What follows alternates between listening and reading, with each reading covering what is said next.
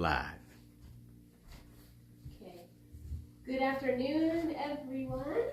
And our viewers online. We're glad that you're with us today for the medical missionary class. And this is being held at Believers of Truth Free Seventh Adventist Church in Archdale. And our address is 1013 Callahan Street. So if you would like to still head this way, you have plenty of time to do that. So we are going to start out this afternoon with a prayer and ask God to bless this class. So if everyone would bow your heads. Father in heaven, thank you so much again for another day of life. Thank you for this wonderful and beautiful day. And Lord, we're asking that you come be with us and give us your Holy Spirit to lead and guide us through this class as we are learning how to use and implement your remedies that you have given us for these bodies that you have created, which are your temples. And help us, Lord, to be prepared for the coming crisis so that these things can be learned and put to practice before that time comes, so that we are not caught unaware, and that we are prepared, and help us to share it with others. And may this all be to your glory, honor, and praise. In Jesus' name I pray. Amen. Okay, so we're going to start by reading, I've got the King James Version Bible here, and we're going to start by reading 3 John, and it's verse 2. And it's 3 John verse 2. And it says, "Beloved, I wish above all things that thou mayest prosper and be in good health, even as thy soul prospereth." So this is telling us that God not only created us, but he cares about us, and he cares that and it says he wishes above all things that we prosper and that we're in good health. So that is where we're here today, to learn of ways that we can use what God's given us, and that we can be in good health, and that we can prosper, and we can be active workers for him and for his cause that he has called us to. I'm also going to read, this is the book Ministry of Healing, and it is found on page 127, and it says, "The only hope of better things is in the education of the people in right principles. Let physicians teach the people that restorative power is not in drugs, but in nature. Disease is an effort of nature to free the system from conditions that result from a violation of the laws of health. In case of sickness, the cause should be ascertained. Unhealthful conditions should be changed, wrong habits corrected. Then nature is to be assisted in her effort to expel impurities and to reestablish right conditions in the system." So basically what this is telling us is that the cure for illnesses that we experience through life is not found in any type of man-made drug. And it's telling us that we want to find out what has caused the problems that we're experiencing, and then we are to use the natural remedies God's given us so that we can get the cure to this problem. And it's not that we would keep continuing doing the same things that we do that has caused this illness. We need to realize what's causing it and then stop. And we can implement these remedies to cure our situation. And then from then on, have better habits. It is. And also spending time with God on a daily basis. But he has this plan in place for us, and he would like us to take it into serious consideration so that we can be healthy and happy and ready to do his work. We're going to start with a short disclaimer. So we are not physicians here. We are not any type of doctors at all. Who we are is people that have learned from our own experience and from the experience of others that there are natural remedies that God has specifically given us in his nature, things that he provides.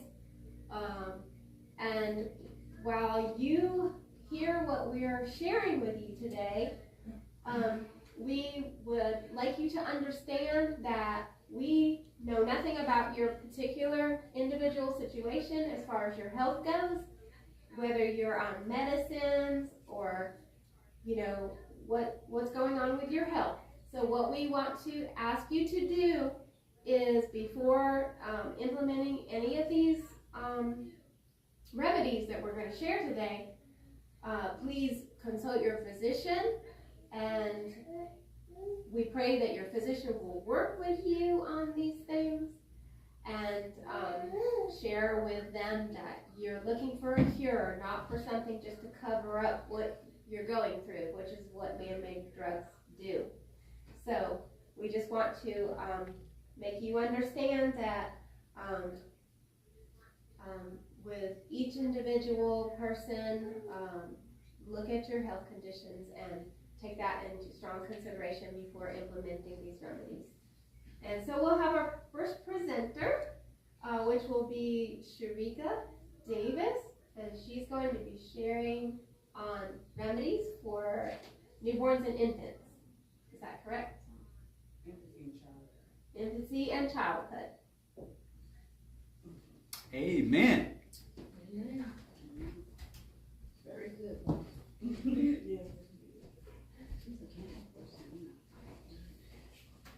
Sister Roxy, amen. We love your communication. All right, I want to say hello again to everyone. Good afternoon. Again, my name is Sharika Davis, and my presentation today is going to be on natural remedies in infancy and childhood. Now, as some of you may know, I have a 8-month-old, and the reason I desired to speak on this in particular subject is because I wanted to know more of different ways to naturally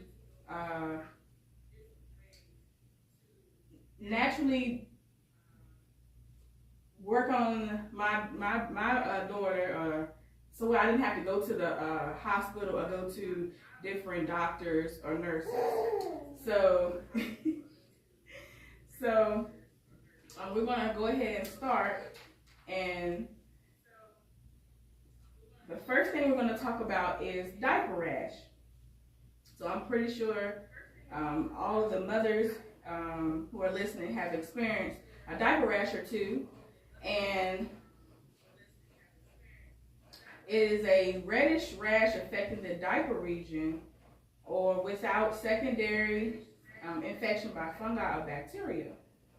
The causes is the pelvic area is covered and damp too much of the time. About 50% of the rashes go away within a day. The rest can last 10 days or longer. Breastfed babies have less diaper rash. When diaper rash is more prominent, a food allergy may be the cause. So the natural remedy for diaper rash is to change the diaper frequently, wash the area with cool water, and gently dab dry. You should also pay attention to special attention to skin folds and avoid harsh soaps because of the ingredients in them. And mineral oil also can be used to remove stool. Also, if you want to dry the baby, you can use cornstarch as a drying agent. Research shows that cornstarch or flour will not cause candida. And to never use talcum powder, because talcum powder, it is a powdered rock, and it can also cause cancer, not only in infants, but also in adults. Also, when you are washing a diaper, this is a cloth diaper. If you're washing a diaper, you can add vinegar to the final rinse, and that helps reduce the pH of the cloth. So what you do is you add 1 ounce of vinegar and to 1 gallon of water during the final rinse. And if possible, you can also sun dry it. You don't want to use any fabric softeners. You want to avoid that because it can cause an allergic reaction. And after you do this part, you want to give air to the region or the affected area. You can take the diaper off and let the baby just kind of sit around with a little towel up under the baby, and just expose it to some air or sunlight. You can also give 2 to 3 ounces of cranberry juice, or older infants will make urine pH slightly more acid. So this helps reduce the irritation. And if you want to make an ointment for the diaper rash, you can just do a 1/2 cup of cornstarch and another 1/2 cup of vitamin E oil, and you mix it together and you can store it in the refrigerator. Another remedy that will help is aloe vera gel. It's also very effective in healing an irritated diaper rash. One thing you don't want to do is use a lot of the commercial diaper ointments. Those can produce nerve damage. Allergies to cow's milk, citrus fruits, and wheat have also been associated with diaper rash. Citrus fruits. If the child is not drinking enough fluids, urine acidity can also increase. Okay, so we're going to move on to another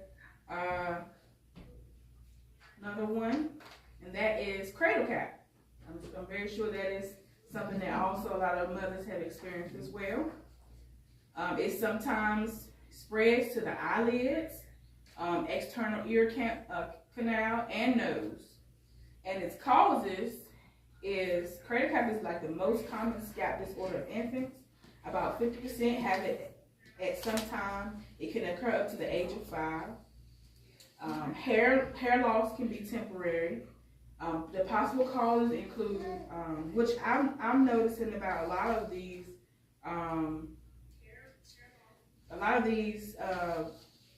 things that children usually get during their growth period, is a lot of it comes from food allergies.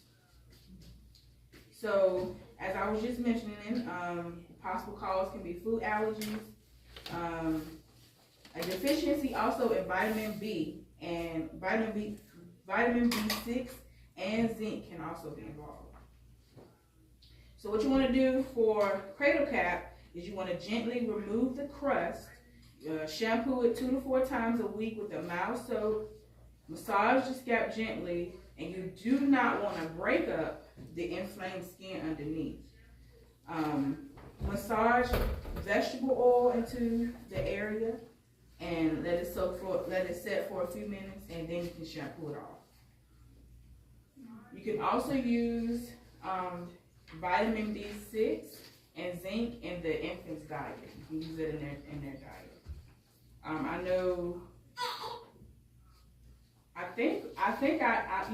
have a vitamin. Is it vitamin D? It's one of the two that can be given to a child at 3 to 6 months. So you can start. I think you can start at 3 months, or it could be a little bit earlier than that. Also, again, we said check for food allergies because the problem most frequently develops within the first 3 months and usually 3 to 4 weeks after you introduce a new food. So when that food is withdrawn, crater calf clears up.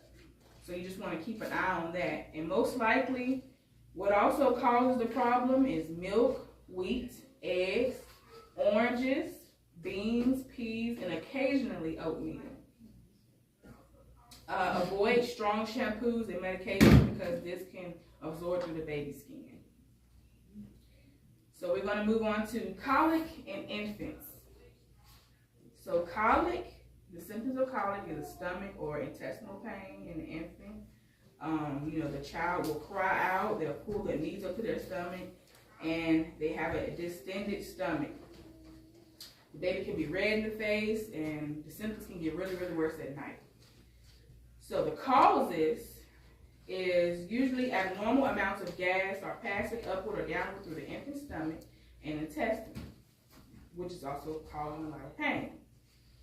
This usually happens around the 3rd or 4th week, and it can clear up around the 12th week.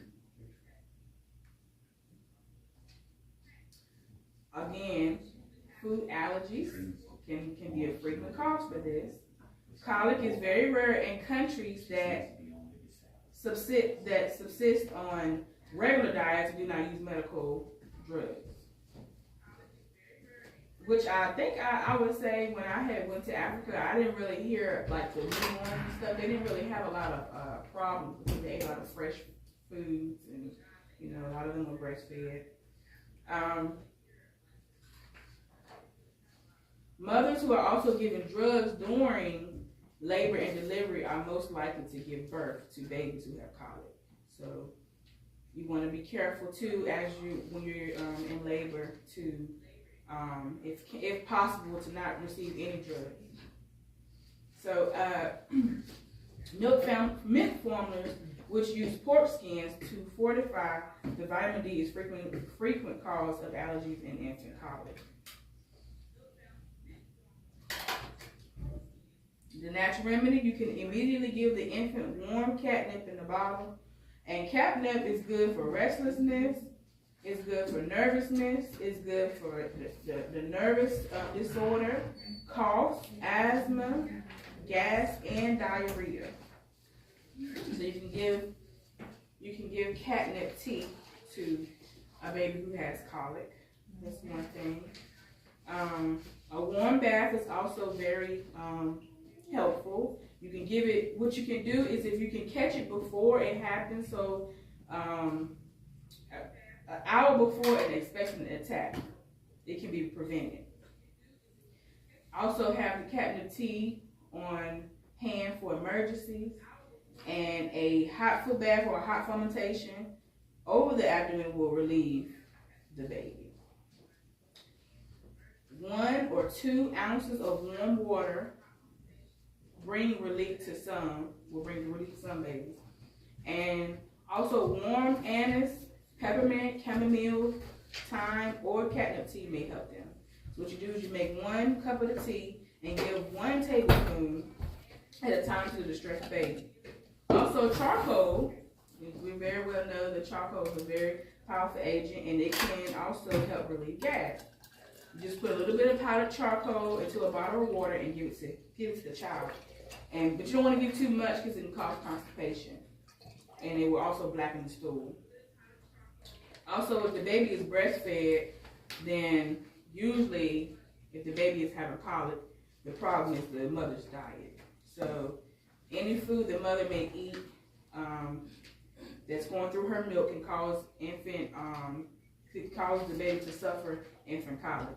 So some things you want to stay away from is onions, cabbage, garlic, wheat, yeast, broccoli, and Brussels sprouts. Other, I knew some of these things to be true because I have a friend, when she was pregnant, when she was breastfeeding, her baby was just having the worst time, and we discovered from another friend who went through this, her baby was having leaky gut, and she was telling her some of the things to stay away from, and she mentioned a lot of these things that they can cause gas. So, of course, that goes through the mother's breast, and then the baby receives it, and that's why the baby has some of these problems. Also, some things you want to stay away from is fried foods, junk foods, refined foods, and all types of confused food combinations. It also could be the milk, the wheat, the soy, or the sugar in the formula. You can also substitute, if some would like to, you can substitute with vitamin-enriched goat's milk.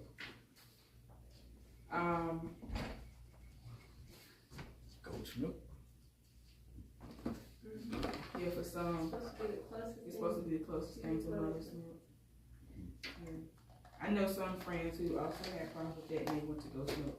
Now, but they didn't. Now, all of them wasn't successful, but I know some who tried it.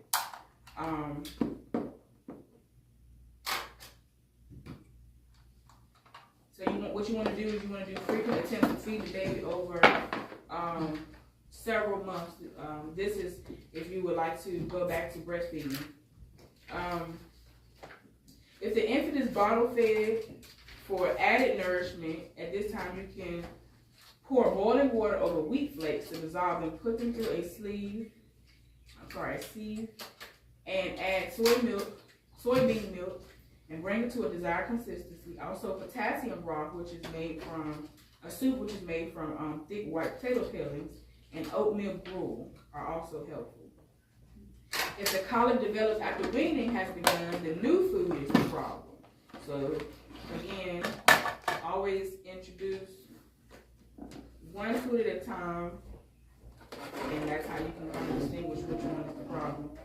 After weaning, helpful foods include sweet vegetable broths, carrots, squash, parsnips, or sweet potatoes. Also good is cooked fruits, milled to be salt. So again, we have already mentioned wheat and dairy products are especially suspect, so you want to eliminate them as well. And a lot of times, wheat and other grains are introduced to the child too often. I was told that, I'm trying to remember when they said they get the back teeth. I think it's when they start getting the back teeth. That's when you want to start feeding, which is actually after 1 year old. So, because if you introduce it too early, it can cause the child to later develop celiac disease. And the reason is because the infant does not have the digestive systems to handle grains until he is 5 or 6 months old. So let grains be one of the last foods introduced, and do not give yeast bread until the baby is 1 year old. So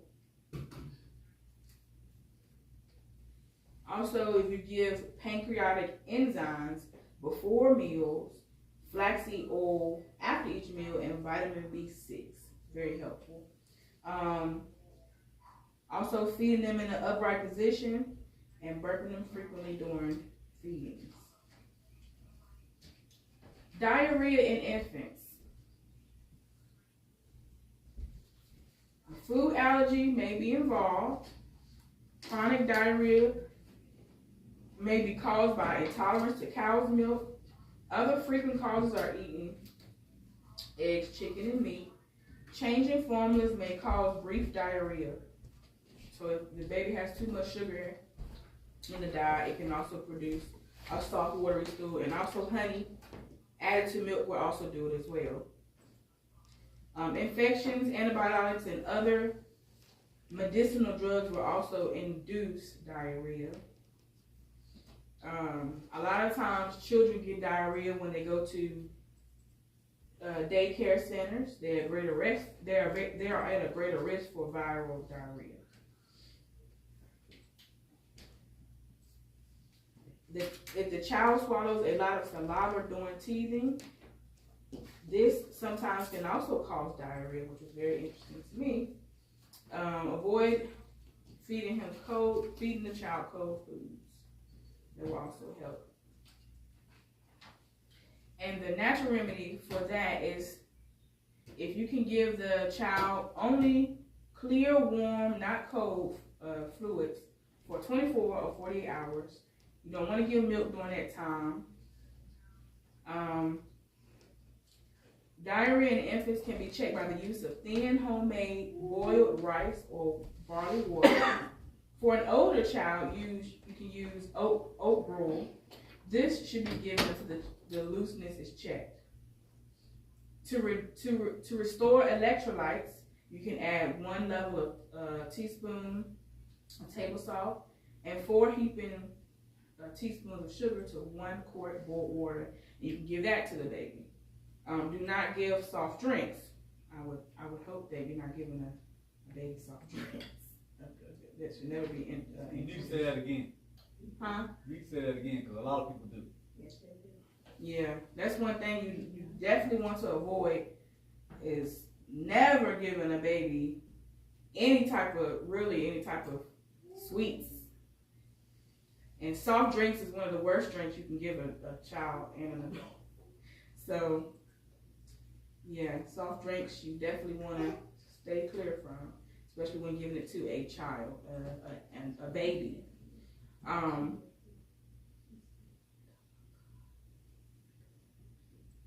If the child wants solids, give him mashed ripe bananas, cooked carrots, beets, blended raw apple or rice cereal. Do not give him green or overly ripe black bananas because they can cause diarrhea as well. If he doesn't want solids, give him fluids. Give the baby fluids. And also to eliminate diarrhea, as we mentioned earlier, one of the very great healing agents is charcoal. You can put 1 tablespoon of charcoal powder in water and let the child suck it through a straw or drink from a baby bottle. So also, a lot of infants can cry a lot. It's called infant cries often. This can also be due to a deficiency of vitamin B complex vitamins. He also could be lacking in other nutrients, including vitamins and minerals. So some helpful herbs for this is hops and skullcap. Teething. And another thing that can keep parents up all night when the baby is teething, because at night it gets worse. So we know what teething is. The gums can get swollen and tender and irritable, and the baby gets very restless. The teeth, they start developing months after birth. Some can start developing immediately. I mean, I've seen some videos where the babies come right on out with teeth. Sometimes they do lose the teeth right afterward, and then they'll have other teeth come in. But I know my baby was teething very early, and she received her teeth maybe like the end of 3 months. So, and I have some nieces and nephews that received theirs at 2 months. So nowadays babies are different. They're receiving them earlier than back in the day when they were getting them at in between 6 to 12 months.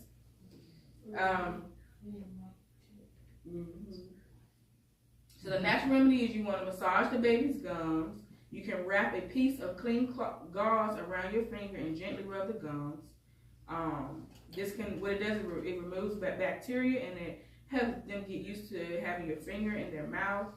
You can place teething rings in the refrigerator. When it comes out cold, it feels good on the baby's teeth. The baby's gum. If the baby is 6 months or older, you can give a clean, cold washcloth as well. You can also wrap a piece of cold apple in a wet child-sized cloth and let the infant bite on it. And you can also apply clove to the gum area.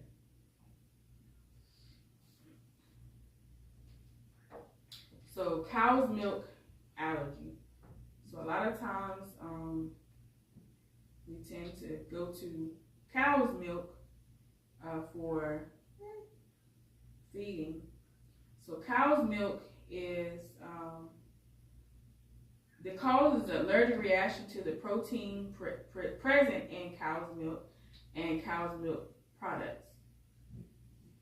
It occurs in over 1 in 25 babies, and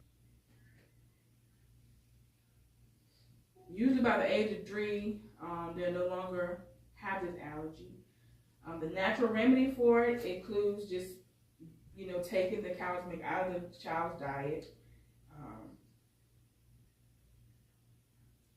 Goat's milk can be a great substitute because the curds in goat's milk are smaller. Goat's milk also tends to be healthier than cow's milk. A sick cow is given drugs, but a sick goat dies. So soy milk can also help, but you also want to make sure that the child is getting enough vitamins, minerals, and calcium. Also, another thing that babies have is jaundice. So we know that jaundice is a yellowing of the skin, and it's seen in the infant, appearing from first in the upper body and progressing down to the toes. Now, I didn't know it goes into the toes. I always seen it in the eyes, mainly in the eyes. But I'm seeing here it can be in the skin as well. So the causes is a common disorder in newborn babies. Old blood is broken down by the liver into bilirubin, a yellowish pigment. But when too much is made, the excess is dumped into the bloodstream, and it is deposited in tissue for temporary storage. Breast milk jaundice occurs only in about 3% of infants. If the baby has prolonged jaundice, have a thyroid check done, because they may have a tendency towards hypothyroidism. Certain drugs given to the mother during pregnancy, labor and delivery, or breastfeeding can cause neonatal jaundice. And these drugs can include sulfonamides, hydrocortisone, Valium, Oronase, gentamicin, thiazide, diuretics, and oral contraceptives. Natural remedies for this is, if you're breastfeeding, just breastfeed more frequently. Feeding should be almost every 2 hours to reduce the bilirubin levels. Also, activated charcoal is very helpful in lowering bilirubin levels. You can stir 2 to 3 teaspoons powdered charcoal into a little water and give it with a nipple. Charcoal can be mingled, and this is in a book that has been studied. Charcoal can be mingled with the baby's formula or with breast milk expressed into a bottle, or be mixed with the mother's milk and given for several days until the neonatal jaundice clears up. Also, exposure to sunlight helps reduce bilirubin levels.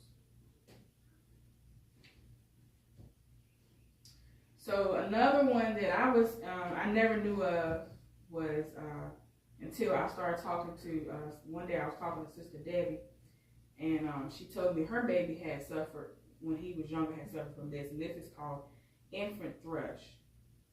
She was telling me that it was some patches, white patches in his mouth, and they can kind of look like milk curds. The causes is infant thrush is an effective infection of the mucosa of the mouth by Candida albicans. So the treatment that you can give the baby is 3 or 4 times a day. You want to swab the area the affected area with a cotton-tipped applicator saturated in baking soda solution. The mouth can be swabbed several times a day with garlic solution. You want to blend 1 peanut-sized clove in 1 cup water till smooth. Garlic overpowers candida.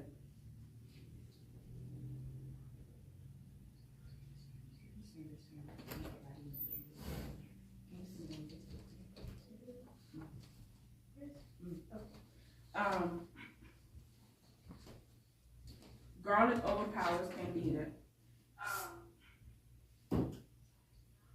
Simmer 5 bay leaves in 2 cups water for 20 minutes. And the prevention is breast milk contains substances which help the infant immune system to resist the candida infection. Pacifiers and bottled liquids should be soaked in water in 130 Fahrenheit water for 15 minutes.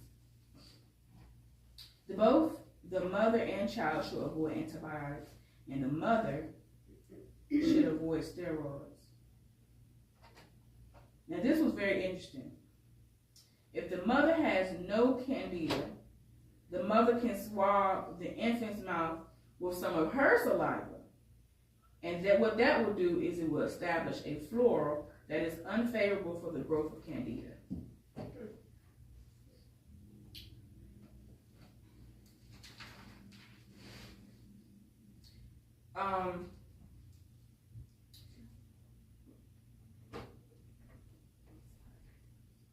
Another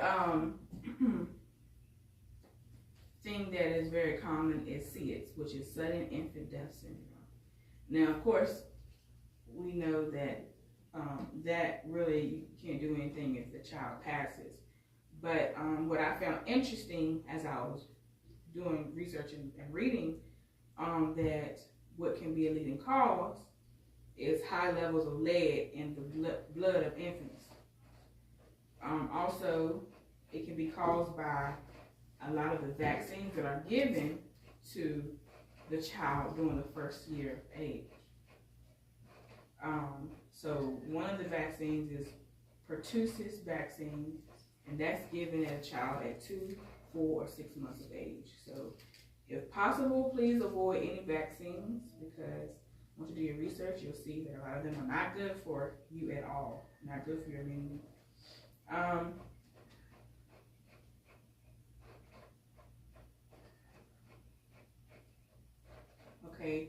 Colic in children. This is for children who are a little bit older. The natural remedy can be herbal treatment, which includes wild yam, cramp bark, some nervines, and anti-spasmodic tinctures to help relieve cramping. The bowel should be cleansed with a catnip injection. Hot brown fomentation over the stomach. Abdominal area will give ease and comfort. For gassy colic, the following decoction is excellent: dandelion root, fennel seeds, marshmallow root, sweet flag root with cayenne and ginger added as a stimulant carrier. So there's different types of colic. So for bilious colic, you can use a decoction in equal parts of agrimony, barberry bark, century, dandelion root, or an infusion of a handful of fresh parsley. There's also more, but we're just going to use just those few. So a lot babies can also have nervous tics, or children can have nervous tics, which is rapid, uncontrolled eye blinking, the twitching of the muscles around the mouth. And the causes is these tics occur because muscles or group of muscles controlled by peripheral nerves contracts repeatedly and involuntarily. It occurs more commonly in boys and girls. The natural remedy is the diet should be simple and non-stimulating. Deep breathing exercises are very helpful as well. Fresh fruits and vegetables, plus adding lecithin and flaxseed oil, two teaspoons of flaxseed oil, and also taking calcium daily.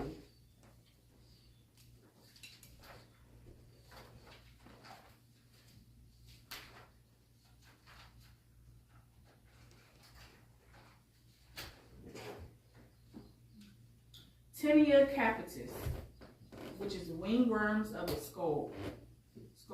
This is a fungal infection, and some natural remedy herbs that can help are golden seal. It contains berberine, which destroys fungi. Bloodroot also contains berberine. It has been shown to be quite effective for fungicide. Yellowroot, barberry, and Oregon grape also contains this berberine. Tea tree oil is also excellent when applied externally, but you don't want to drink it. You can apply it several times a day to the affected area. Black walnut extract can also be used. Strep throat and adenitis,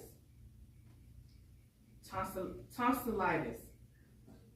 They're all hand in hand. Some natural remedies for them are cold applications to the throat. This may relieve and shorten the high point of the infection. This could be an ice collar or flannel wrung out of the cold water and frequently changed. Hot salt water gargles will help. You can also gargle with golden seal tea, drinking it as you do this. My friend, she was very big on colloidal silver. She always pushed colloidal silver. She just said you could use that for pretty much everything. Colloidal silver is another thing you can use. It's very inexpensive and a safe way to treat sore throats. Also, placing a heating compress in the throat also helps. And give it a hot foot bath. Drink plenty of liquids and maintain a high intake of vitamin C. Charcoal is taking charcoal tablets several times a day is very helpful. And also going back to that catnip tea, you can use it for enema. It's good for fevers. Fenugreek and comfrey loosens the mucus and carries it out of the body.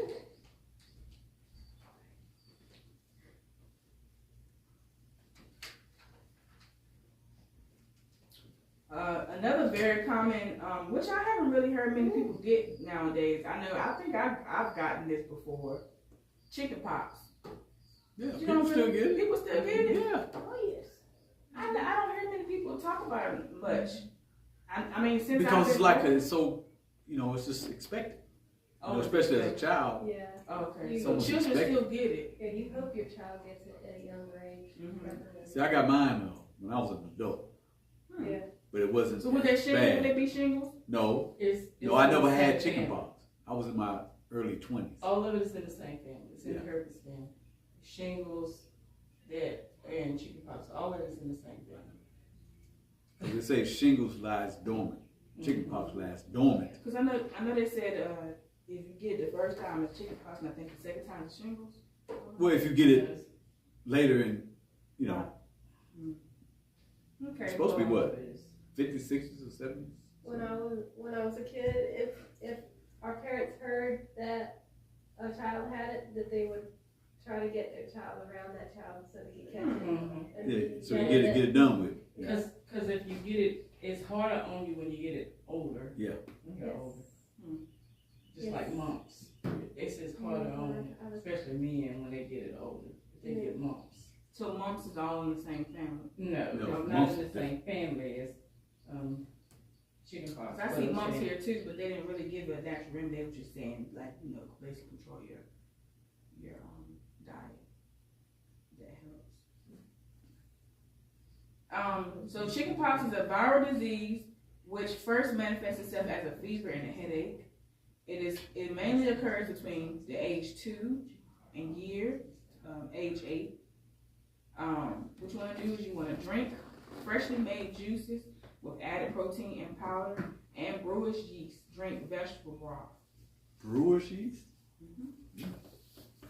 Brewer's yeast is also one that I discovered that will increase. You can give mashed bananas and fresh. Mashed bananas and fresh raw applesauce. Catnip. You said fresh raw applesauce. So you just make your own applesauce. I'm assuming that's what it is. It said fresh raw. Okay. Yeah. No sugar and no additives. Yeah, because it says using light, fat-free, sugar-free diet. Well, catnip tea. We're seeing it a lot. The catnip tea is used for all of these remedies. It can be used for remedies in all of these. With a little molasses, it's good during the fever.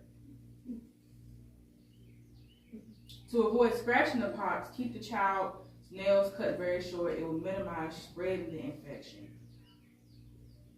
You can also relieve the itching with calamine lotion, moist baking soda, or starch baths.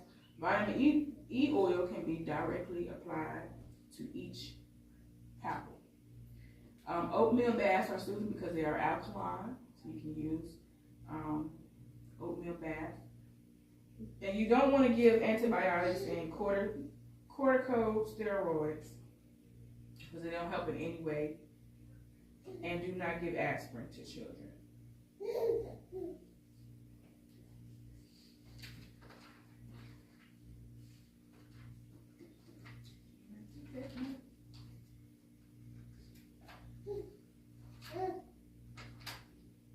Yeah, I do have a few more.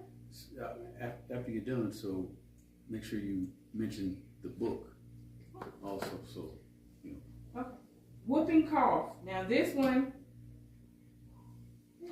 is one that I thought I was experiencing with my daughter, because at one time she had this cough and this phlegm in her throat that was very, very deep that just scared me. And I remember people talking about whooping cough, and I remember going to doctor's appointments, and they were talking about, I think it was the DTaP or Tdap vaccine or something.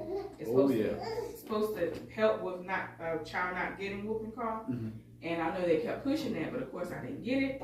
And so when she started experiencing that, I just, Could you explain why you didn't get it? That DTaP vaccination for your baby? Could you explain that, please? So they would know.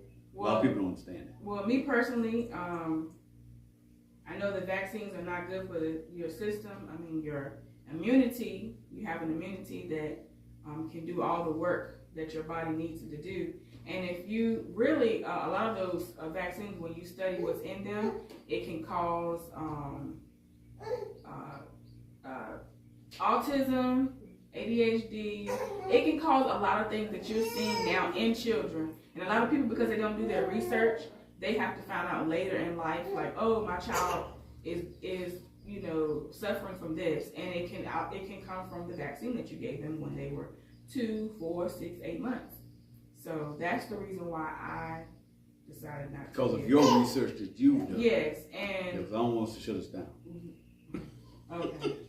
Yes, that's the reason why I decided to make that decision.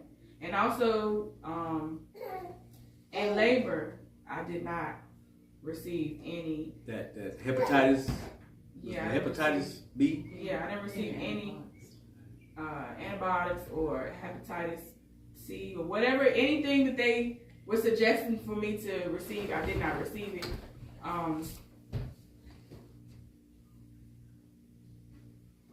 So yeah.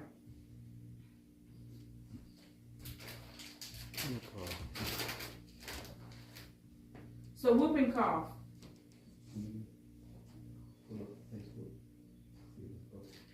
Whooping cough.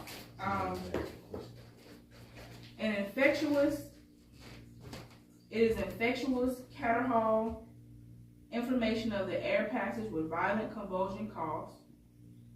The face reddens and the eye bulges. In about 2 weeks, the typical whoop begins. At first, only 1 or 2 times a day, and it can be very, very deep coughs.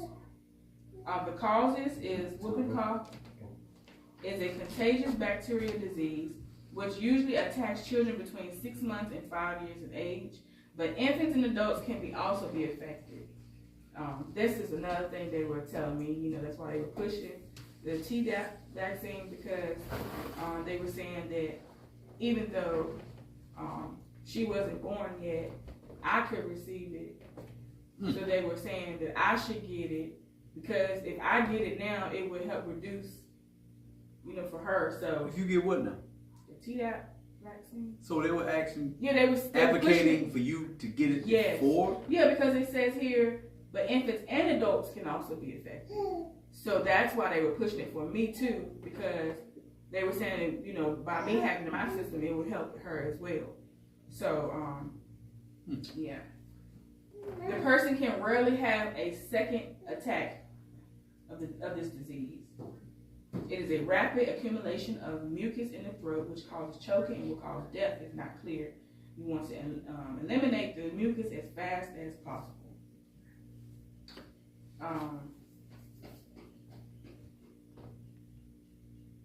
So there's 3 stages: catarrhal stage, paroxysmal stage, and the convalescent stage. And also, if you choose to have the child vaccinated at an early age, you should weigh the fact that, again, the vaccine, and it might be the same vaccine I'm mentioning, pertussis vaccine is one of the most dangerous of the shots. The who? Pertussis. Oh, okay. Yeah. So you want to be careful and just do your own research. It's good to just do your own research and follow your own convictions, however God is leading you. So the natural remedy causes, in all kinds of coughs, you want to first cleanse the system with high herb enemas and an herbal laxative.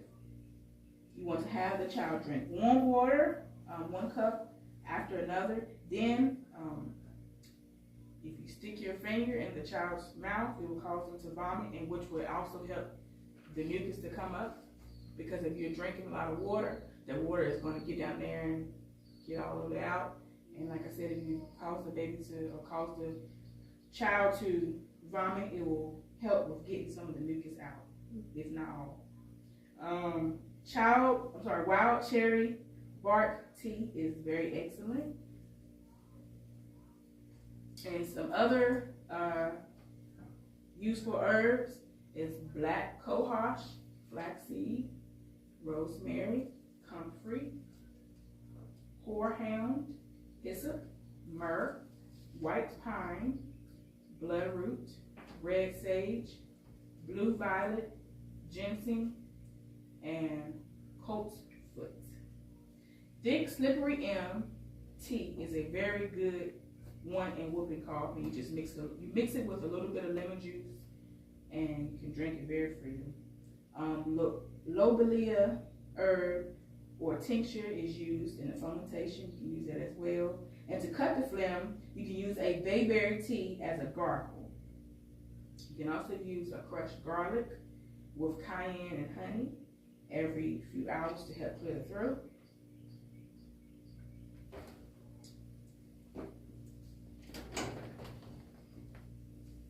Okay, 2 more. Juvenile rheumatoid arthritis. Juvenile. So this can be seen in before the age of 16, and it peaks onset between 1 to 3 years of age. That's what they call juvenile. It can occur between 8 to 12. But kids get this as early as 6 months of age. Rheumatoid arthritis. Mm-hmm. Yeah. What is going wrong? You said what is going on? Well, I guess they'll. Yeah, the causes is something which is commonly unknown, induces the immune system to begin making antibodies which attack the lining of the joints. Sometimes it starts after the child has had an infection.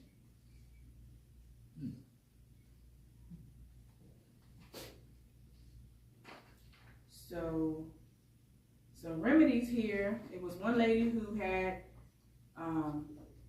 the effects of the disease, and once she took out of her diet milk, butter, and cheese, she eventually made a full recovery. Also, Milk, butter, and cheese. yes, All she took dairy. it out of her diet. She came to she eventually made a full recovery. There is a relationship between nightshade family. Mm-hmm. Do you guys know what the nightshade Oh, family yes. is? Tomatoes, potatoes, white potatoes. Eggplant. Yeah, those three. Tomato, potato, eggplants, and also tobacco. Didn't say peppers?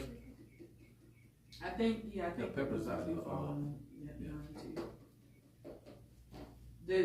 And also the physician who made the discovery also found that milk worsened symptoms of rheumatoid arthritis. We can also have an effect on rheumatoid arthritis. And lastly, growing pains. So growing pains are pains in the joints, which causes twitches in the legs. And natural remedies, really for this prevention of growth, it just includes a nutritional program, which is having rich calcium, magnesium, selenium, vitamin A, and yellow fruits and vegetables, and carrot juice. B complex, E, and C. That will help with the growing pain. And if the child is having growing problems, which is where the child, doesn't grow or fails to grow properly in height,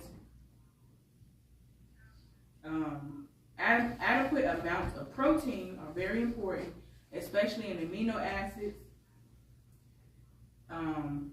which is arginine. Arginine is used to synthesize ornithine, an amino acid which prompts the pituitary to release its growth hormone.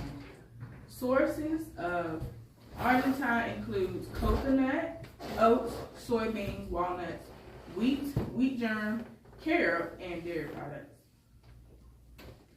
If a child's protein intake is reduced severely, he will develop a protein deficient disease. So these are all the great things that I've learned from this wonderful book called The Natural Remedy Encyclopedia. And I've had one before and lost it, and my church family blessed us all with one of these great books. So if you can, look it up online. It's called The Natural Remedies Encyclopedia by Vance H. Furl. And have it as a book at home. It has over 11,000 inexpensive home remedies, and it covers over 730 diseases and disorders. Thank you all for listening.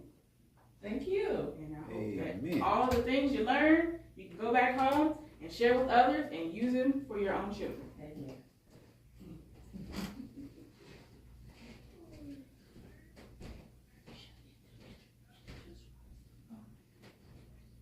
You can. I need to set up.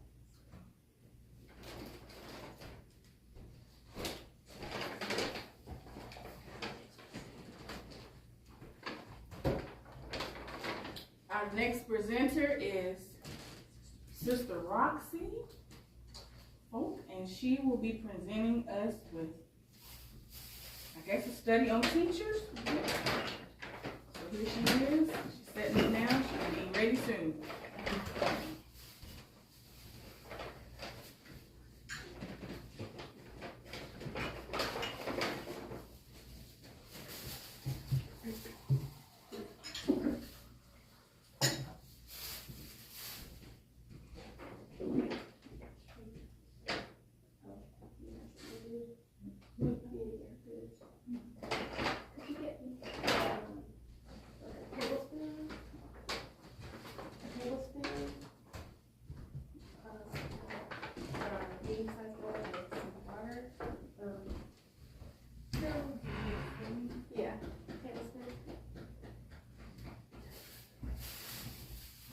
Medium-sized bowl with, or just a medium-sized bowl.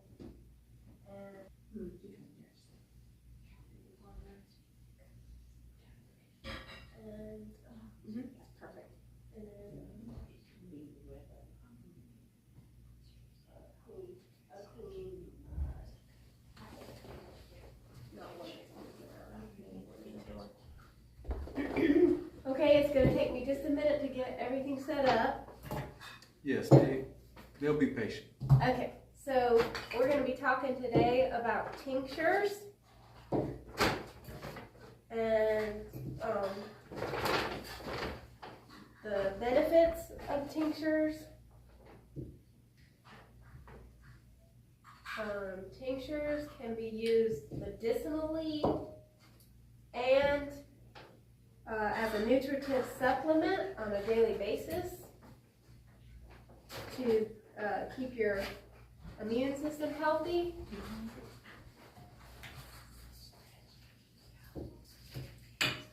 And everyone who has come today are going to get to make their own tincture and take it home with them.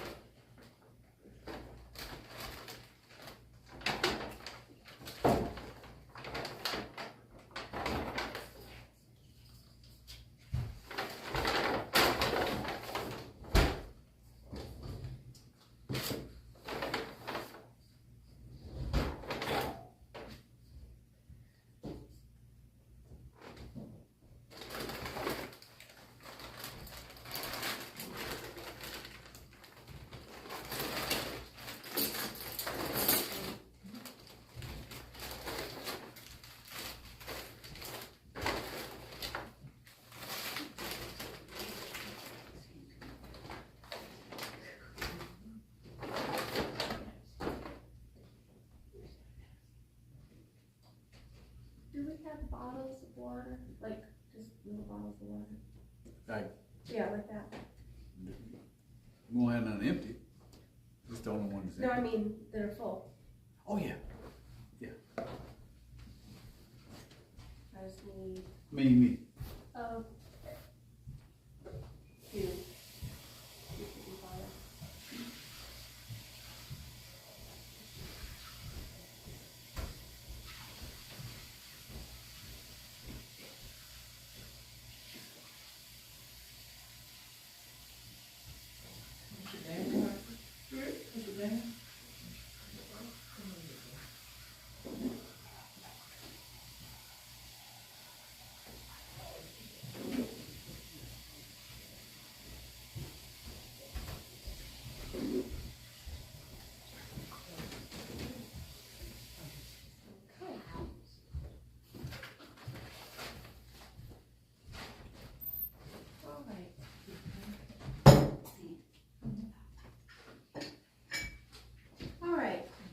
So,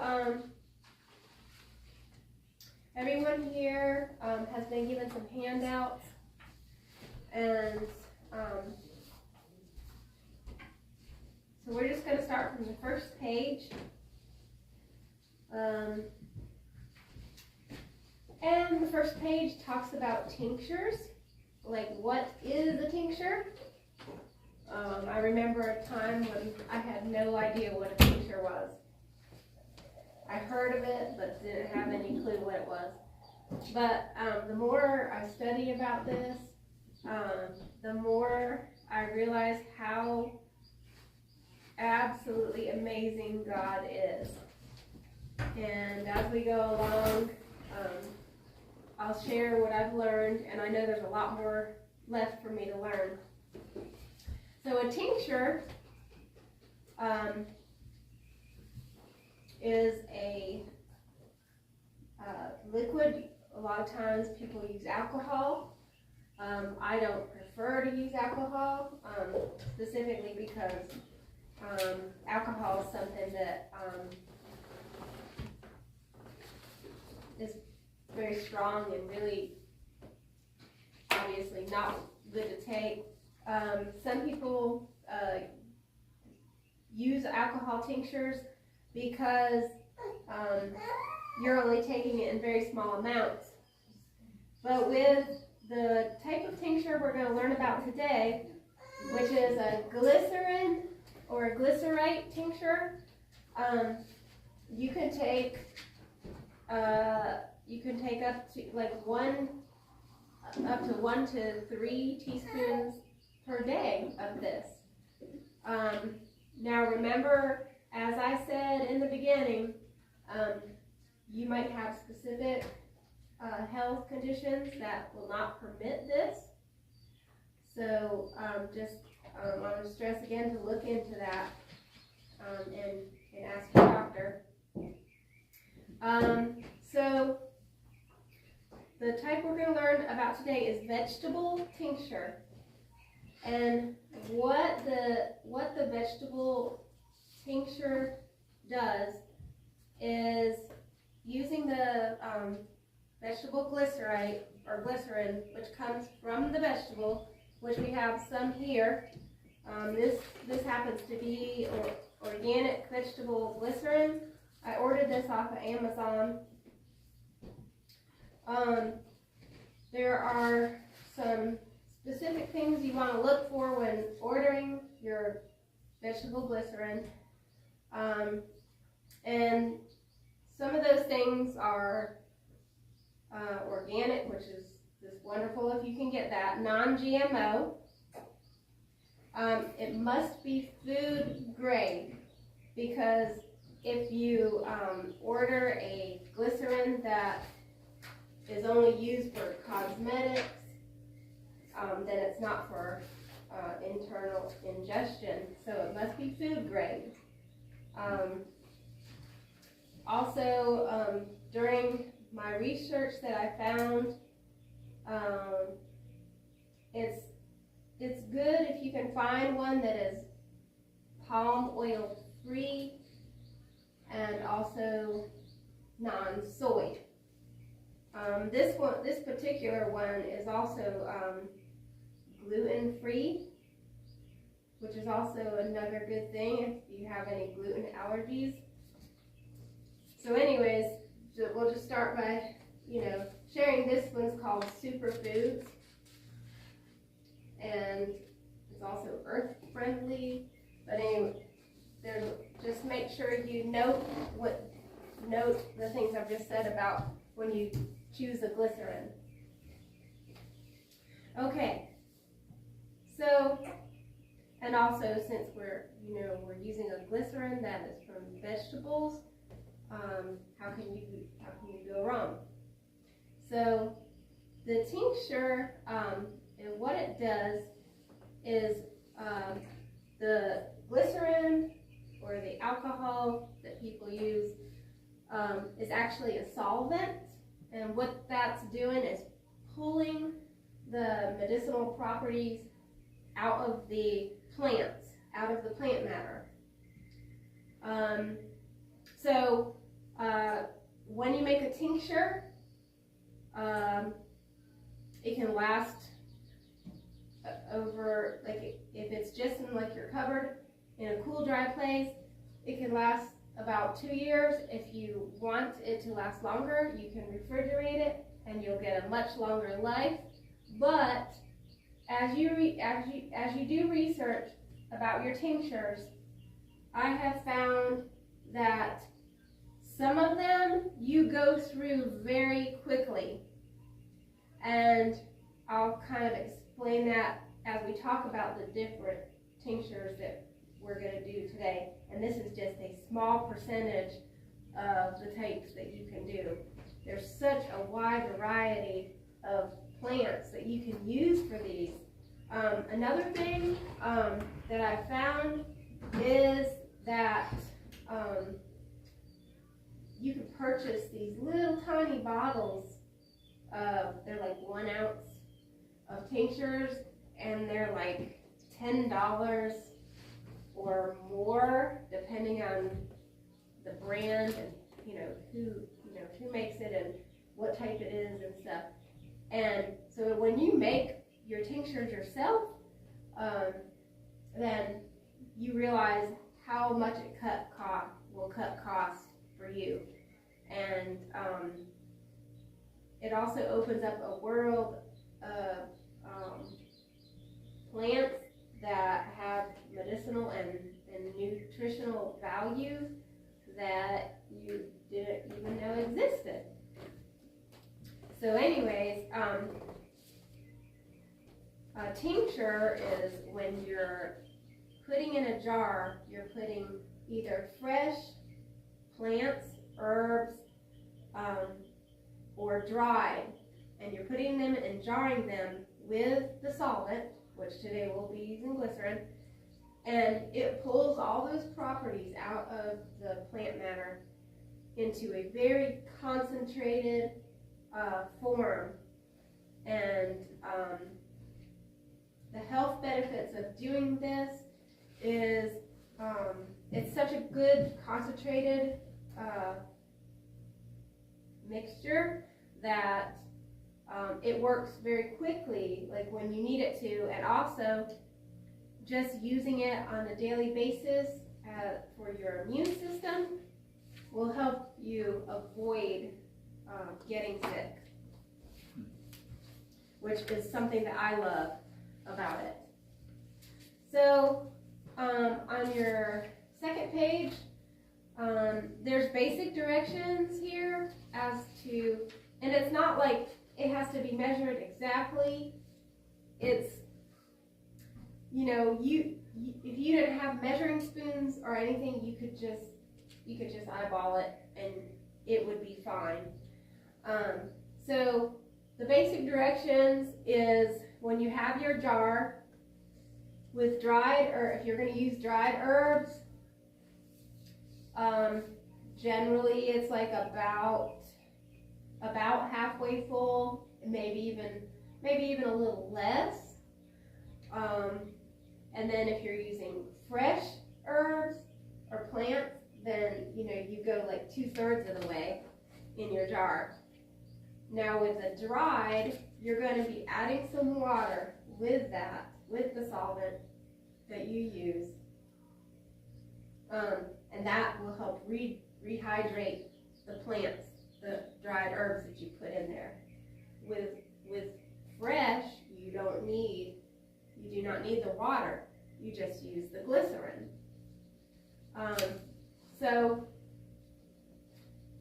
There's different ways you can do this. Some suggest mixing the water and the glycerin in a separate container, which I don't do. It's really not necessary. You just, as we're going to demonstrate today, you just put your herbs in the jar, and then depending on whether you're using dried or fresh, put in the glycerin and the water and the glycerin, and then shake it. Like, you don't really have to use a separate container. So we will demonstrate that, and everyone here can make their own take home today. So when you make a tincture, you are going to immediately put the date on it and label what kind it is, so that you won't forget.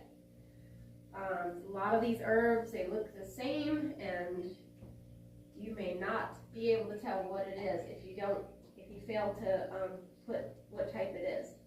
And also, you want to, I'm trying right now to learn which ones do which thing for you. It's a lot of memorization, and so I'm also finding out that the more I read about it, the more I hear the same things over and over again. It helps me remember what is good for what. So after you date it and label it as to what it is, then you're going to shake it good, and then you're going to put it in a cool, dry place. For the dried herbs, they seem to extract a lot quicker than the fresh herbs. And so the general rule is go back as you store it. Before you can use it, it's going to be 4 to 6 weeks, or 6 weeks up to 3 months before it's ready to use, before it's got its full potency.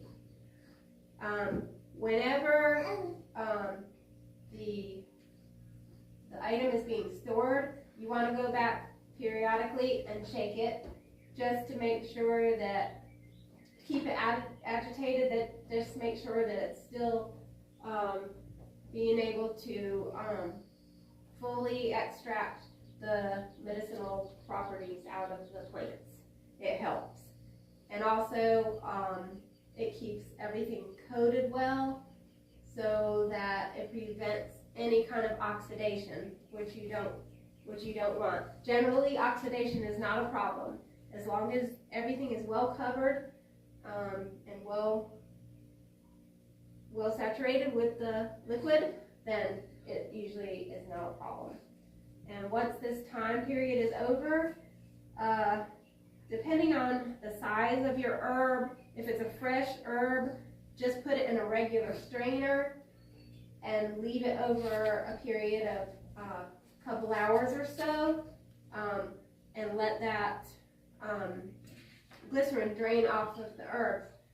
Once the glycerin is drained off of the herb, you can tell by, they'll go from shiny and glossy looking to just like a matte, and then you'll know that the glycerin has properly drained off of the herbs. With the dried herbs, they tend to come in much smaller pieces, and so you can use, if you have a fine enough strainer, you can use that, or you can use like cheesecloth, or you can use a coffee filter. That works well also. Okay, so we're also going to talk about elderberry glycerin tinctures.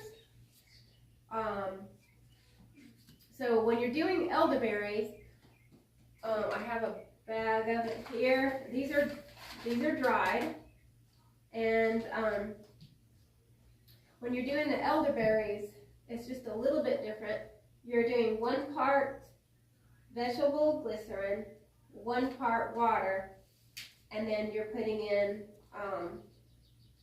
depending on the size of your jar, then you're putting in the dried elderberries. Are you going to demonstrate that, the Yes. parts? Yes, How to go? we sure are. Yeah, because it's a little confusing but really it's super easy. You know, at first you're intimidated a little bit by it, but it's super easy. And like I said, it's not an exact science, so don't be nervous if you get, like, you know, a couple extra berries in there or a couple extra pieces of, it's not going to matter. It's not going to matter at all. So we'll talk about doing that. And I guess what I'll do is just go ahead and demonstrate the elderberry while I have it out. So generally I look for a tablespoon.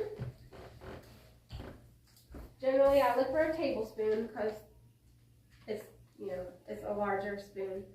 And these right here, these are about a 6 to 6.5 ounce jar that I have.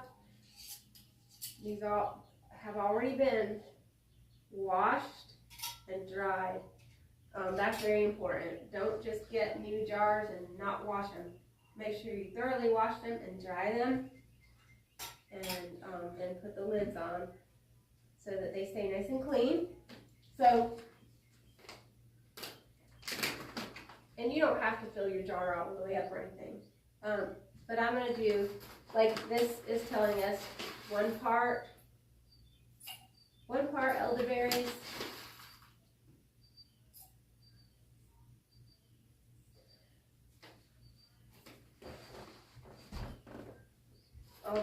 I'll do 3 for this small jar. I'll do 3 tablespoons for this small jar. Okay. So that's filled up to about, I have my glasses on, I can see what I'm doing. That's filled up to about 2 ounces. Okay, so that's like a third of the way. Okay, so we're gonna do the next part, water, and then the next part, glycerin. So when you're using water, you need to make sure that you do not use chlorinated water or distilled water. That's wonderful. You can also use spring water. Just make sure that it's a good form of water. So we're going to go halfway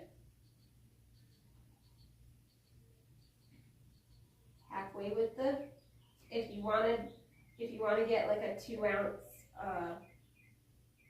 if you want to get like a 2 ounce thing, you can do that.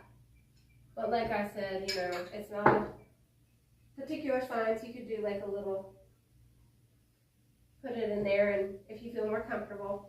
So that's halfway with the elderberries and the water. And then we're going to go 2 more ounces with the vegetable glycerin.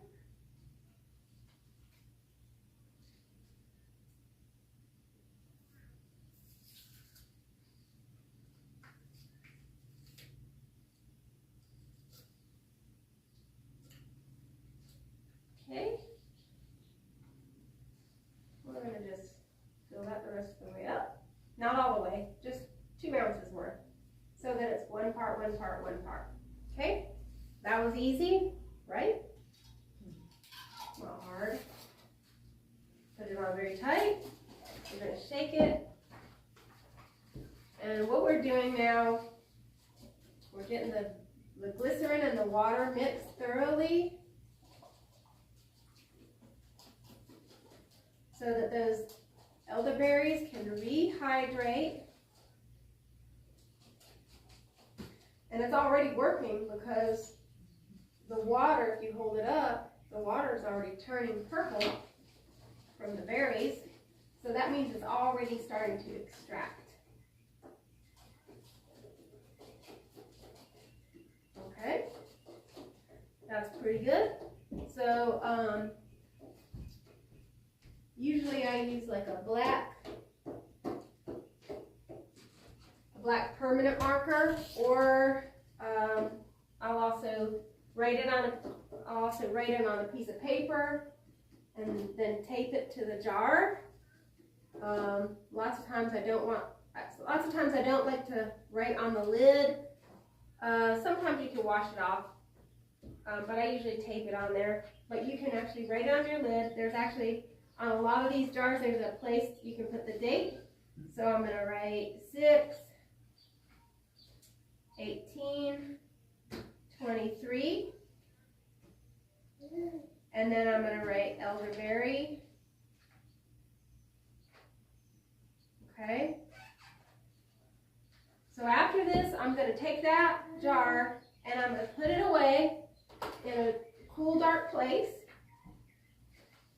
and periodically shake it. But what I'm aiming for, I want it to be nice and strong. So what I'm aiming for is 3 months from today.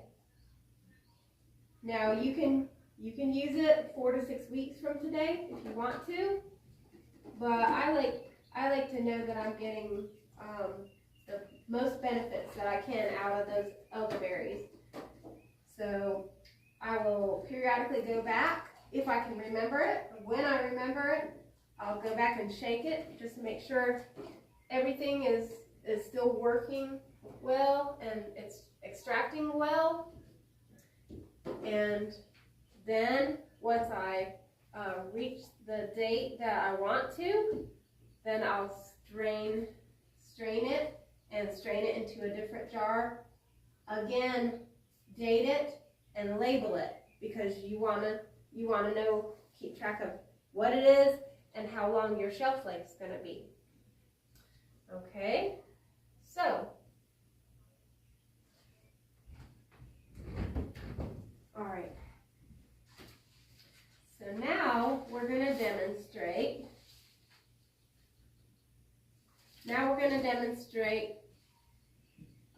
Dried tincture. So, okay, we've got one more jar here. Generally, with a jar this size, it's going to be about the same. I found out that red clover, supplement your diet with every day. And the reason for that is, if you look up red clover benefits, you can do this in tincture form. You can do it in tea form. Let me see. We have on these pages that I gave you, I've chosen a few different herbs, and you can kind of just familiarize yourself with different ones, and just familiarize yourself with what they do, how they benefit your health. And so with the red clover,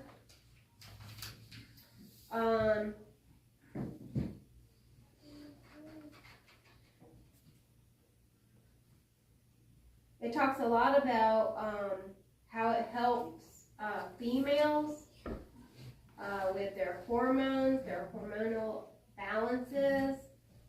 It protects your heart, your cardiovascular health, your lungs. It's good for your skin. And you can use red clover in an infusion, powder, poultice, essential oil, ointment, liquid extract, or tincture. And they don't have it on here, but also you can just use it for tea. Now, I don't know if that falls under infusion, but anyways, red clover is something that's very, very good for your immune system, and having all of your balances of hormone balances in place, it helps you a lot. Okay, so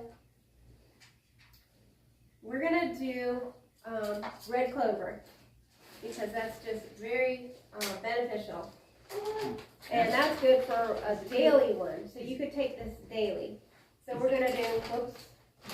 When you say hormones, is it good for men too? Yes, because men have hormones too. Okay. Yeah. So it's good for everyone. So these are nice large. This is like the whole flower. Some herbs you have will just be the leaves and stems. Some will be whole flower. Just depends. Okay, So we're using the fresh herb. Is that be considered fresh herb or dry? This is dried. Dry. So with this one, you're going to have to use your water with it because you want to rehydrate those. And so I've got it like a third of the way with the dried leaves. So now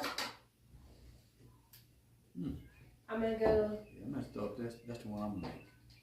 I'm gonna go. There's so many that are just so good. I'm gonna go,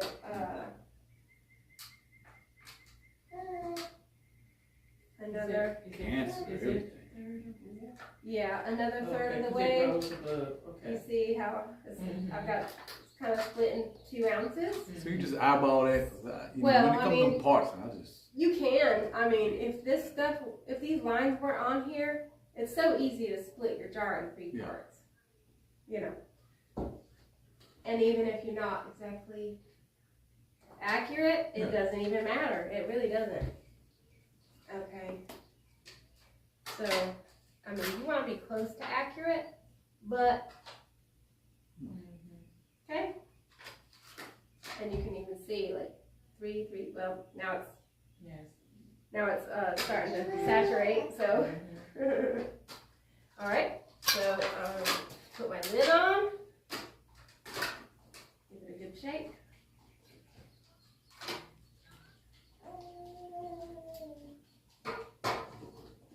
Okay. So each one of these is 3 months, or is it how, Well, long as you wanna use them? they can have the properties extracted within 4 to 6 weeks, but I like to go 3 months because I've read that when you say 3 months, you mean just let it Just sit. just Yeah, sit before you start strain using it. Before you strain it. Before you strain it. And start using it. And then once you strain it and start using it, it's going to get a new date, the day you do it, because then you're looking at the shelf life. But I like to give it a good long time because I want the most benefits out of it that I can get. And I like to get the most for my money too. So 6, 18, 23, and this is red clover. Do your own research. These printouts that we have today are very basic, and not all the information is on there. So,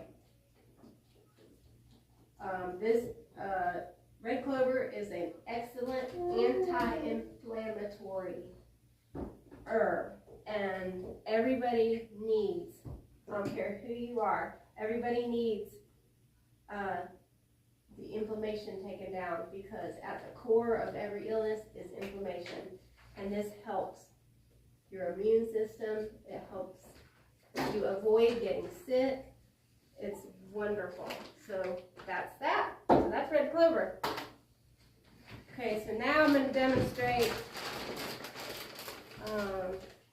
fresh, and this is something that I discovered, and I was so happy about it when I guess after reading so much, you finally, it's like, well, for me, this is my personal experience, I finally started catching on, and the reason I say that is because I realized that all around me, either if it's something I've planted or if it's something that's growing wild, I've started to question, okay, what is that good for if I make a tincture out of it?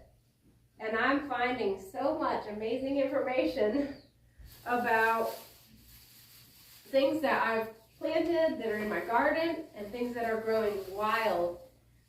And so a few days ago, I thought, well, I have an abundance of cilantro in my garden. Abundance. And it's way more than I could eat. And so I thought, well, I wonder if cilantro, is something that I could tincture. And sure enough, you can tincture cilantro because it has a lot of health benefits as well. So I was so happy about that because you can almost just pick just about anything that you see growing and look it up. If you're sure of what it is, you can look it up and find out what the health benefits are. Cilantro has antimicrobial and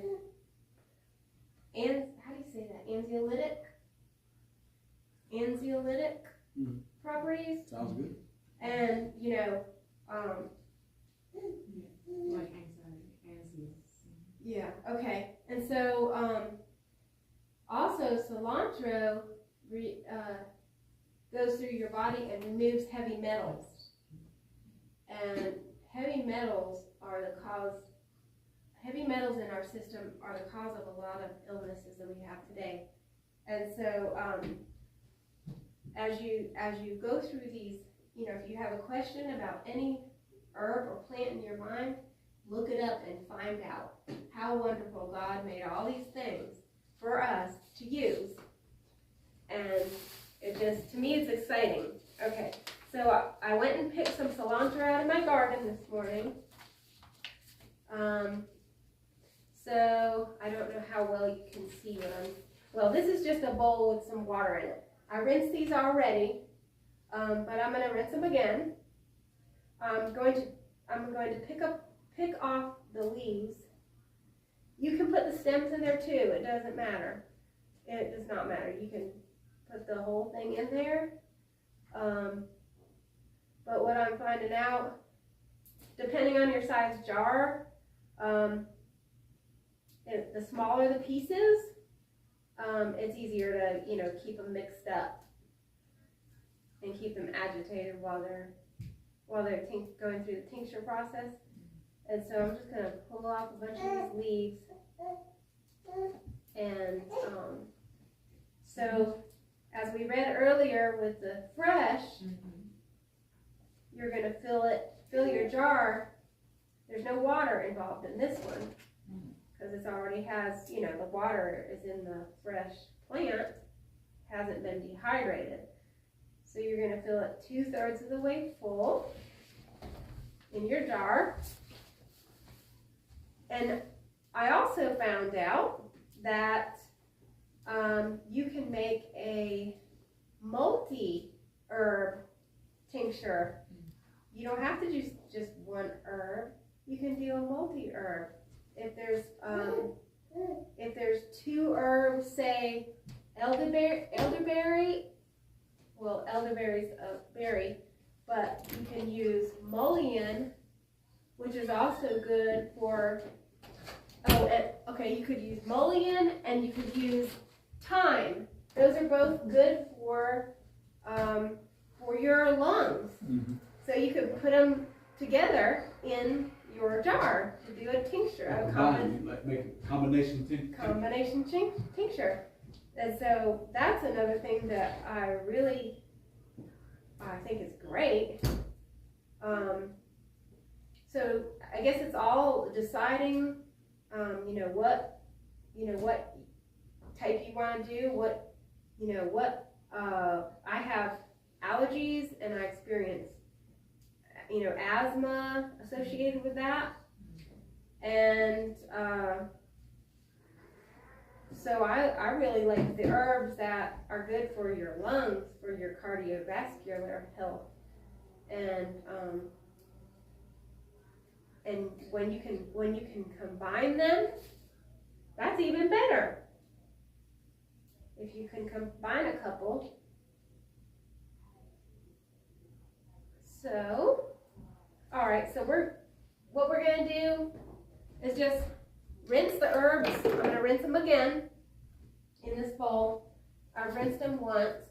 You just want to make sure they're very clean. There's no bugs or any other kind of matter that they might have picked up, being in your garden or being outside. Make sure they're nice and clean. Cilantro is so good. Yeah, cilantro is wonderful. You put it in yourself. Okay, that makes me open it up. Yeah, and so when you tincture it, you are pulling all of those medicinal properties and nutritive properties out without the fiber. Basically, that's what ends up happening is you're getting rid of the fiber and pulling all the nutrition out of the plant. So we're going to pat it dry. Make sure it's nice and dry because it really doesn't need any more water.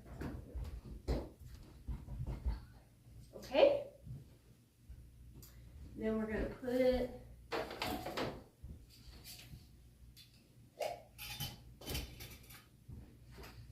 in our jar.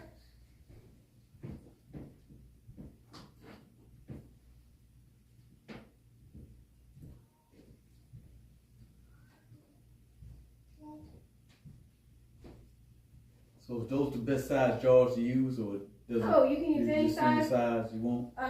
You just have to increase the. Yeah, increase the Yeah. amount to use. For ones that you use like every day, you're gonna find out how quick they go. And so, like my stinging nettle, I did in a bigger jar because this is one that I use every day. And I started doing this because I got sick a little while, not too long ago. And so I started doing the elderberry tincture. Okay. So that's about 2/3 of the way. Okay. And from there, we're just going to pour our glycerin. What you want is about 1 inch above the surface area. Okay, so that's about 1 inch above the surface area. And what you're going to do is take a utensil. Press it. Yeah, and just kind of make sure there's no air bubbles. Because the fresh herbs don't shake like the dried herbs do. So you're going to just manipulate this a little bit so that you want to get out any airspace that might be in there. And you're wanting every area of leaf to be covered. It's very important. That way you won't get any oxidation. You won't get any kind of mold growing. And we know that mold needs air to grow. So you want to make sure there's absolutely no airspace. Just work it around really good and make sure that everything is covered. You mean the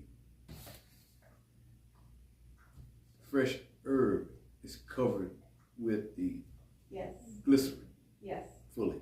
yes. Make sure there's no air. Okay, I think that's pretty good.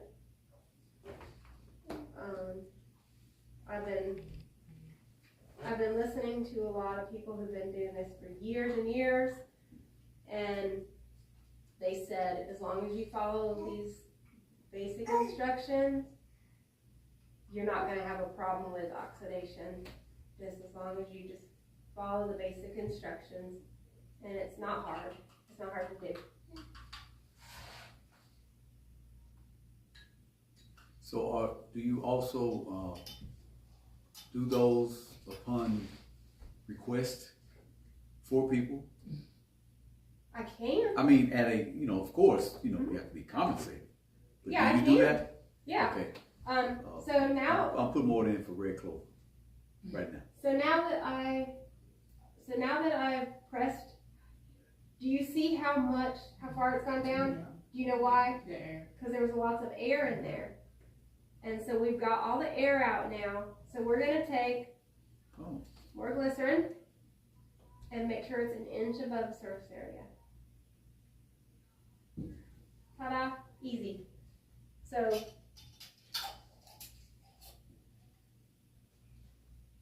So at first you just put enough glycerin in there to cover everything as you mash Cover it it. down. Mm-hmm. And then you'll see once you mash it down how much air was actually in there. So it tells you how important it is to do that step. Very important. You can't just pour it in there and. And that's with fresh. Yeah. Mm-hmm. With the dried, it's way Different. different because they shake easily and. So what benefit, which one is more beneficial? The fresh or the dry? They're the same. Oh. Some herbs are what after you dry them. Some herbs are more. You get more of the benefits once they're dried. It just depends. But as far as what you can extract from them, it's the same. Yeah. This fresh takes longer than dried. So you definitely have to go like the 3 months with the fresh. So if you look at it, you can clearly see that there's nothing dry in there. There's no gaps. So we're going to label it cilantro. And I was just so excited about this because it just opens up such a big world of what we can healing. What we can tincture. Yeah, with all these benefits. Okay. So that's basically now the printouts that I've provided are just to give you some idea. This is what the herbs that I brought with me to give you some idea of what their benefits are, because everyone here today can take home their own tincture. So that gives you kind of an idea of which one you want to do today. And so that's why I printed out these particular ones. But this is only a fraction of what is available to us. So that is pretty much all I have today as far as tinctures go. All right, thank you. You're welcome. I'm so thankful too to be able to share this. Just do your own research. What's the Read. next Sunday next month? What's the third Sunday of the month? And you'll discover the amazing things that God has made for us. Thank you very much for coming today. And also I wanted to mention, are we still live? Yes. Also I wanted to mention, I'll close out. this medical missionary class takes place every third Sunday of every month. 16th. Every third Sunday. So this coming month will be the 16th. 16th of July. The 16th of July 2 to 4. from 2 to 4. So we'll see you there. Thank you.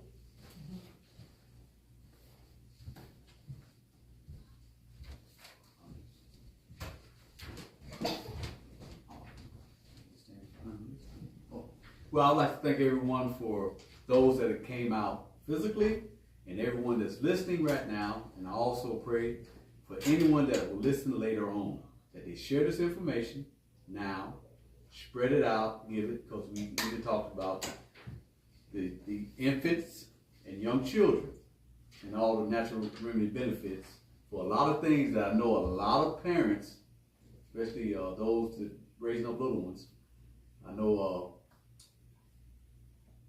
we have some young grandchildren that will definitely benefit from this. And these tinctures are very powerful. Like I say, do all your own research. You get this for yourself. And also the Natural Remedy Encyclopedia that was mentioned. If you reach out to me, everyone should know my numbers, 336-259-4997. Contact me by email, amccoy1012@yahoo.com. And we can, if you're interested, we can see about getting you one. And just contact information. And I'd like to thank all the presenters here at this time. And remember, we're not doctors. We just want to convey to people what God's natural remedies can do. So at this time, we'll have a word of prayer. Father in heaven, we thank you, Lord, for this wonderful blessing that you bestowed upon us today. We thank you for the instruction and all the natural remedies for infants on up to the adults. So every age group was mentioned, from an infant all the way to your 80s and 90s, because there's always a time for your natural remedies to be applied to each of our lives. And we thank you, Lord, for this opportunity. And until next time, we thank you. And please share this information with others. You may know someone that is in need physically and have ailments that they can be helped. And we pray this in Jesus' name.